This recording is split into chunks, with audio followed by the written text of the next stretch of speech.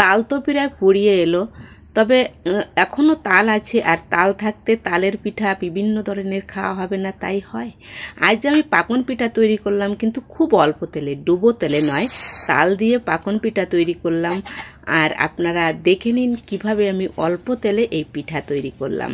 তালের এই পিঠাটা আপনারা তৈরি করে খেয়ে দেখবেন, খেতে কিন্তু দারুণ লাগে। নমস্কার, চলে এলাম রান্নাঘরে শর্মা কিচেনে, সকলকে স্বাগত। নতুন একটা রেসিপি নিয়ে চলে এলাম, আপনারা দেখতে থাকুন। পুরনো বন্ধুদেরকে অনেক অনেক ভালোবাসা রইল, আর নতুন বন্ধুদের কাছে অনুরোধ রইল সাবস্ক্রাইব করে আমার পাশে থাকুন। যারা পেজ থেকে দেখছেন লাইক কমেন্ট শেয়ার করে ফলো বাটনে ক্লিক করে আমার পাশে থাকুন। তাহলে চলুন রেসিপিটা শুরু করা যাক। তাল নিয়েছি, তালটা কিন্তু আমি জাল করা শুকিয়ে নিয়েছি দেখেন, আর চালের গুঁড়ি নিয়েছি, আর নিয়েছি চিনি, একটু বেকিং পাউডার নিব, আর জল উষ্ণ গরম নিব। এটা দিয়েই আমি তৈরি করব। আপনারা দুধও দিতে পারেন, তো আমার কাছে দুধ নাই, এই জন্য উষ্ণ গরম জল দিয়েই আমি তালের পিঠাটা তৈরি করব। তাল থাকতে তালের বিভিন্ন পিঠা হবে না তাই হয়, তো পাকন পিঠা তৈরি করব।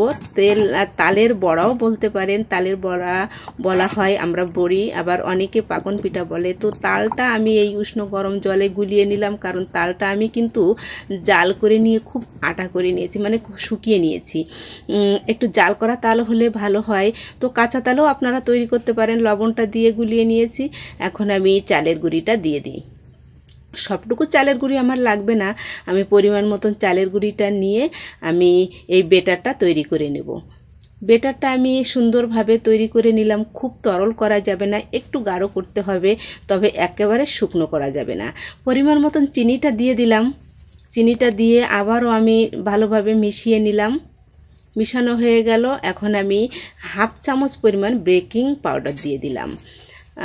এই বেকিং পাউডারটা দিয়ে আবারও আমি গুলিয়ে নিলাম। আমার বেটারটা কিন্তু রেডি হয়ে গেল, সুন্দরভাবে গুলিয়ে নিয়েছি। আর দেখেন কতটা ঘনত্ব, এত পরিমাণ ঘনত্ব দেখিয়ে দিলাম, মানে টান দিলে আটাটা সরে না।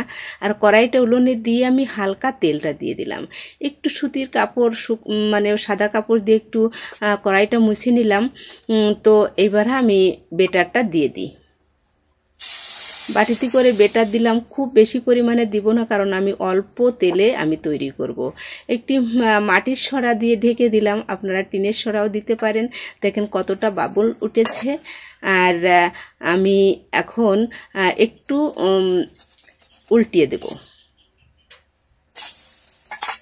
উল্টিয়ে দিলাম। উল্টিয়ে দিয়ে আমি আরেকটু তেল দিয়ে দেব। অল্প তেলে তৈরি করা, তো আমার মানে খুবই অল্প তেলে আমি এই সবগুলো পিঠা তৈরি করে নেব। আর এভাবে আপনারা করবেন, যারা খুব বেশি তেল খেতে চান না তারা এভাবে পিঠা তৈরি করে খেতে পারেন। তো আমার পিঠাটা কিন্তু তৈরি হয়ে গেল। এরকম মিডিয়াম টু লো হিটে জালটা রাখতে হবে, আর একটু ঢাকা দিয়ে দিলে খুব ভালোভাবে ওর ভিতরটা সিদ্ধ হয়। আবারও আমি দিয়ে দিলাম, দিয়ে আমি আবারও একইভাবে সরা দিয়ে ঢেকে 1 মিনিটের মতন ঢেকে দেব, আবার উল্টিয়ে দিয়ে আবারও 1 মিনিটের মতন ঢাকা দেব। এভাবে কিন্তু সবগুলো পিঠা আমি তৈরি করে নিব। এটা আমি আবারও উল্টিয়ে দিলাম, আর আবারও একইভাবে ঢাকা দিয়ে কিন্তু আমি তৈরি করে নিলাম। তো দেখেন পিঠাটা কত সুন্দর হয়েছে। সবগুলো পিঠা এইভাবে আমি তৈরি করে নিয়েছি। দেখেন দেখতে কত সুন্দর হয়েছে, খেতেও কিন্তু দারুণ। আপনারা এভাবে অল্প তেলে এভাবে তেল পিঠাটা তৈরি করে, তেল পিঠা মানে তেল বড়া আপনারা তৈরি করে খেতে পারেন, যেটা খেতে দারুণ স্বাদের হয়। আর যারা তেল খেতে চান না, হেলদিভাবে খেতে চান, তারা এভাবে পিঠাটা তৈরি করতে পারেন। তো ধন্যবাদ আপনাদের সবাইকে পুরো ভিডিওটা দেখার জন্য। আবার দেখা হবে নতুন রেসিপি নিয়ে। ভিতরটা দেখালাম, দেখেন ভেঙে ভিতরটা কত সুন্দর হয়েছে। ধন্যবাদ আপনাদের সবাইকে।